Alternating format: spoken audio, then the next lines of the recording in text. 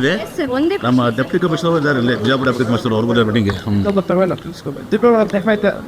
ಹೇಳಿ ಸರಿ, ವಿಜಯಪುರದಲ್ಲಿ ನಡೆದಿರುವಂತಹ ಘಟನೆ, ಅಮಾನವೀಯ ಘಟನೆ ಸೋಷಿಯಲ್ ಮೀಡಿಯಾದಲ್ಲೆಲ್ಲ ವೈರಲ್ ಆಗ್ತದೆ. ಈ ರೀತಿ ಮಾಡುವಂಥದ್ದು ಇಷ್ಟರ ಮಟ್ಟಿಗೆ ಸರಿ ಅಂತ ನೋಡಿ. ಬಿಜಾಪುರದಲ್ಲಿ ಏನೋ ಒಂದು ಘಟನೆ ನಡೆದಿದೆ. ಈಗಾಗಲೇ ನಾನು ಪೊಲೀಸ್ ವರಿಷ್ಠಾಧಿಕಾರಿಗಳ ಜೊತೆ ಲಕ್ಷ್ಮಣ್ ನಿಂಬರ್ಗಿಯವ್ರ ಜೊತೆ ಮಾತನಾಡಿದ್ದೀನಿ. ಜಿಲ್ಲಾಧಿಕಾರಿಗಳು ಕೂಡ ಇಲ್ಲೇ ಇದ್ದಾರೆ. ಒಂದು ಮೀಟಿಂಗ್ಗೆ ಅವರು ಇಲ್ಲಿ ಬಂದಿದ್ದರು. ಅಲ್ಲಿ APMC ಲಿಮಿಟ್ಸ್ನಲ್ಲಿ ಅಲ್ಲಿ ಒಂದು ಬಾವಿಕಟ್ಟಿ ತಾಂಡ ಅಂತಿದೆ. ಅಲ್ಲಿ ಇಟ್ಟಂಗಿ ಬಟ್ಟೆಯಲ್ಲಿ ಕೇಮೂರ್ ರಾಠೋಡ್ ಅಂಥೇಳಿ ಲಂಬಾಣಿ, ಇದು SC ಆಲ್ಸೋ ಲಂಬಾಣಿ SC. ಅಲ್ಲಿ 3 ಜನ ಅವರು ಕೂಡ ಶೆಡ್ಯೂಲ್ ಕಾಸ್ಟ್ಗೆ ಸೇರಿದಂಥವ್ರು. ಅವ್ರ ಮೇಲೆ ಈ ರೀತಿ ಹಲ್ಲೆಯನ್ನು ಮಾಡಿದ್ದಾನೆ. SP ಅವರು ಭಾಳ ಒಂದು ಗಂಭೀರವಾಗಿ ಅದನ್ನು ತೆಗೆದುಕೊಂಡಿದ್ದಾರೆ. ಅವ್ರನ್ನೆಲ್ಲರೂ ಕೂಡ ಅರೆಸ್ಟ್ ಮಾಡಲಿಕ್ಕೆ ಒಂದು ಇದನ್ನು ಮಾಡ್ತಾಯಿದ್ದಾರೆ. ಅದ್ರ ಜೊತೆಗೆ ಈಗಾಗಲೇ ಕೇಸನ್ನು ಬುಕ್ ಮಾಡಿದ್ದಾರೆ, 307 ಮಾಡಿದ್ದಾರೆ. ಆಮೇಲೆ ಬಾಂಡೆಡ್ ಲೇಬರ್ಸ್ ಆ್ಯಕ್ಟ್ನಲ್ಲಿ ಕೂಡ ಅವ್ರನ್ನ ಇದು ಮಾಡ್ತಾಯಿದ್ದಾರೆ. ಆಮೇಲೆ BNC PNS 101 ಇದರಲ್ಲಿ 3 ಕೂಡ ಇದು ಮಾಡ್ತಾಯಿದ್ದಾರೆ. ಕಠಿಣವಾದಂಥ ಕ್ರಮವನ್ನು ಕೈತೀವಿ. ಅರೆಸ್ಟ್ ಮಾಡಿ ಅವರು ಅವರು ಕಾಂಪ್ರಮೈಸ್ ಮಾಡ್ಕೊಳ್ಳುವಂಥ ಒಂದು ಇದನ್ನು ಕೂಡ ಮಾಡ್ಕೋತಾ ಇದ್ರು. ಅವರು ಕಾಂಪ್ರಮೈಸ್ ಮಾಡುವಂಥ ಇದನ್ನು ಮಾಡ್ಕೋತಾ ಇದ್ರು. ಅದು ಯಾವುದನ್ನು ಕೂಡ ಇದು ಮಾಡದೆ ಇವತ್ತು ಪೊಲೀಸ್ ವರಿಷ್ಠಾಧಿಕಾರಿಗಳು ಅವ್ರ ಮೇಲೆ ನಿರ್ದಾಕ್ಷಿಣ್ಯವಾಗಿ ಇವತ್ತು ಹೊಸ ಕ್ರಮ ಕೈಗೊಳ್ತಿದ್ದಾರೆ. ನನ್ನ ಜೊತೆನೂ ಕೂಡ ಮಾತನಾಡಿದ್ದಾರೆ. ಅವ್ರನ್ನ ಶೀಘ್ರದಲ್ಲಿ ಬಂಧಿಸಿ ಅವ್ರ ಮೇಲೆ ಒಂದು ಕಠಿಣ ಕ್ರಮ ಕೈಗೊಂಡು ಇನ್ವೆಸ್ಟಿಗೇಷನ್ ಮಾಡಿ ಅವ್ರಿಗೆ ಶಿಕ್ಷೆಗೆ ಒಳಪಡಿಸ್ತೇವೆ. ಸರ್, ಅಶೋಕ್ ಅವರು ಈಗ ಮಾಡ್ತಿರೋ ಕಾಂಗ್ರೆಸ್ ಸಮಾವೇಶ ನಕಲಿ ಗಾಂಧಿ ಸಮಾವೇಶ ಈಗಿರೋರೆಲ್ಲ ಅದು ಬೇಡ. ಈಗ ದಿಸ್ ಇನ್ಸಿಡೆಂಟಿಗೆ ಬಿಟ್ಬಿಡಿ. ನಾನು ಯಾಕಂದ್ರೆ ಮೀಟಿಂಗ್ ಇದೆ ಇಲ್ಲಿ ಬೇರೆ. ಈಗ ಯಾರು ಮಾತಾಡಿದ್ದಾರೆ? ಅಶೋಕ್ ಪ್ರತಿಪಕ್ಷ ನಾಯಕರು ಸರ್. ಏನಂತೆ ಅವರು ಈಗ ಗಾಂಧೀಜಿಯವ್ರನ್ನ ಕೊಂದಂಥವ್ರಿಗೆ ಇವರು ಅದು ಮಾಡಿದಂಥವ್ರು. ಅಶೋಕ್ ಅವ್ರಿಗೆ ಹೇಳಿ, ನಾಥೂರಾಮ್ ಗೋಡ್ಸೆ ಯಾರು? ನಾಥೂರಾಮ್ ಗೋಡ್ಸೆ ಯಾರಿಗೆ ಇವತ್ತು ಸಹ ಬಾಂಧವ್ಯ ಹೊಂದಿದ್ರು?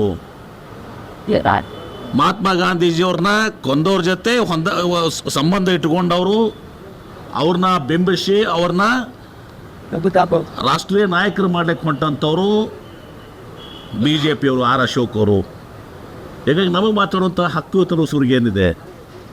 ಮೊದಲು ನೀವು ನೋಡ್ಕೊಳ್ಳಿ, ನೀವೇನೇನು ಮಾಡಿದ್ದೀರಿ.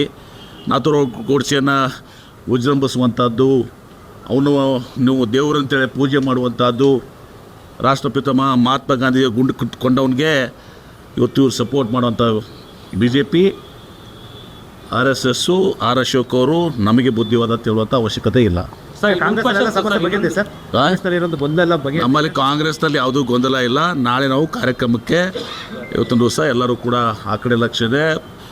ಮುಖ್ಯಮಂತ್ರಿಗಳು, KPCC ಅಧ್ಯಕ್ಷರು ಸತೀಶ್ ಜಾರಕಿಹೊಳಿ ಅವರು, ಪರಮೇಶ್ವರ್ ಅವರು ಎಲ್ಲರೂ ಕೂಡ ನಾಳೆ ಕಾರ್ಯಕ್ರಮ ಯಶಸ್ವಿ ಮಾಡಲಿಕ್ಕೆ ಎಲ್ಲರೂ ಕೂಡ ಇದು ಮಾಡ್ತಾ ಇದ್ದೇವೆ. ಬದಲಾವಣೆ ಅದು ಯಾವುದನ್ನು ಕೂಡ ಹೇಳ್ತೀನಿ ನೋಡಿ. ಒಂದು ಭಾಳ ಸ್ಪಷ್ಟವಾಗೈತೆ, ನಮ್ಮಲ್ಲಿ ಯಾವುದೇ ವಿಚಾರ ಯಾರ ಕೈಲಿನೂ ಕೂಡ ಇಲ್ಲ. ನಮ್ಮಲ್ಲಿ ಪಕ್ಷದ ವರಿಷ್ಠಾಧಿಕಾರದ ಹೈಕಮಾಂಡ್ ಇದೆ. AICC ಅಧ್ಯಕ್ಷರು ಸೋನಿಯಾ ಗಾಂಧಿಯವರು, ರಾಹುಲ್ ಗಾಂಧಿಯವರು ಯಾವುದೇ ಒಂದು ವಿಚಾರದಲ್ಲಿ ಅವರು ಅಂತಿಮ ನಿರ್ಣಯನ ಇವತ್ತು ಹೊಸ ಕಾಲಕ್ಕೂ ತೆಗೆದುಕೋತಾರೆ. ನಮ್ಮ ಹತ್ರ ಯಾರ ಕಡೆನೂ ಯಾವುದೂ ಇಲ್ಲ. ಪಕ್ಷದಿಂದ ಬರುವಂತ ಶಾಸಕರ ವಿಚಾರಕ್ಕೆ ಪ್ರಿಯಾಂಕ್ ಖರ್ಗೆ ಅವರು ಸಹಮತ ವ್ಯಕ್ತಪಡಿಸಿದ್ದಾರೆ. 50 ಶಾಸಕರು ಅಂತ ಹೇಳಿದ್ದಾರೆ ಸರ್. ಇದಕ್ಕೆ ಒಂದು ಆ್ಯಡ್ ಆಗಿದೆ ನೋಡಿ. ಯಾಕೆಂದರೆ ಯತ್ನಾಳ್ ಅವರು ಹೇಳಿದ್ರು 60 ಶಾಸಕರು ಬರ್ತಾ ಇದ್ದಾರೆ ಅಂತೇಳಿ. 6 ಜನ ಶಾಸಕರು ನಮ್ಮವ್ರು ಹೋಗೋದಿಲ್ಲ. ನಾನು ಮತ್ತೆ ರಿಪೀಟ್ ಮಾಡುವಂಥ ಅವಶ್ಯಕತೆ ಇಲ್ಲ. BJPಯಿಂದ JDSನಿಂದ ಮಾತ್ರ ಸ್ವಯಂ ಇಚ್ಛೆಯಿಂದ ನಾವು ಆಪರೇಷನ್ ಹಸ್ತ ಮಾಡ್ತಾ ಇಲ್ಲ. ಆಪರೇಷನ್ ಕಮಲಕ್ಕೆ ವಿರೋಧ ಮಾಡಿದಂಥವ್ರು ನಾವು.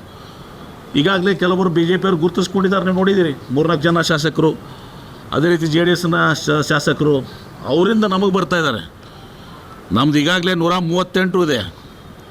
ಆ ಜೊತೆಗೆ 25 ಶಾಸಕರು ಬರ್ತಾರೆ ನಮ್ಮ ಕಡೆ ಸ್ವ ಇಚ್ಛೆಯಿಂದ. ಹೀಗಾಗಿ ಅವ್ರು ಹಗಲು ಕನಸು ಕಾಣ್ತಾ ಇದ್ದಾರೆ ತನು ಸಹ BJPಯವರು. ಯಾವ ಹೇಳುವಂಥದ್ದು ಸರ್, ಹಿಂದೆ 17 ಜನ BJP ಬಂದಿದ್ರು. ಅದು ಮತ್ತೆ ಮರುಕಳಿಸಬಾರ್ದು, ಎಚ್ಚರಿಕೆಯಿಂದ ಇರಿ ಅಂತ ವಾರ್ನ್. ಯಾರು? ಅಶೋಕ್. ಹಗಲು ಕನಸು ಕಾಣೋದು ಬಿಟ್ಬಿಡಿ ಅಂತ ಹೇಳೋರಿಗೆ. ನಿಮ್ಮವ್ರು ಬರ್ತಾ ಇದ್ದಾರೆ. ನಿಮ್ಮ ಮನೆ ಮೊದಲು ಸುದ್ದಿ ಮಾಡ್ಕೊಳ್ಳಿ. 4 ಬಾಗಿಲಾಗಿದ್ದಾವೆ ಈಗ ನೋಡಿ. ಅಲ್ಲಿ ಯತ್ನಾಳ್ ಒಂದು ಕಡೆ, ನಿಮ್ಮ ವಿಜೇಂದ್ರ ಅವರು ಒಂದು ಕಡೆ, ಅಶೋಕ್ ಅವರು ಒಂದು ಕಡೆ. ಎಷ್ಟು ಗ್ರೂಪ್ ಇದಾವೆ ಗೊತ್ತಲ್ಲ? ಅಲ್ಲಿ 10 ಗ್ರೂಪ್ ಇದಾವೆ, 10 ಬಾಗಿಲುಗಳಿದಾವೆ. ಮೊದಲು ನಿಮ್ಮ 10 ಬಾಗಿಲ ತೊಗೊಂಡು 1 ಬಾಗಿಲ ಮಾಡ್ಕೊಳ್ಳಿ. ನಮಗೆ ಆಮೇಲೆ ಬುದ್ಧಿವಾದ BJP JDS ಸೂಕ್ತ ಸಂದರ್ಭದಲ್ಲಿ. Thank you.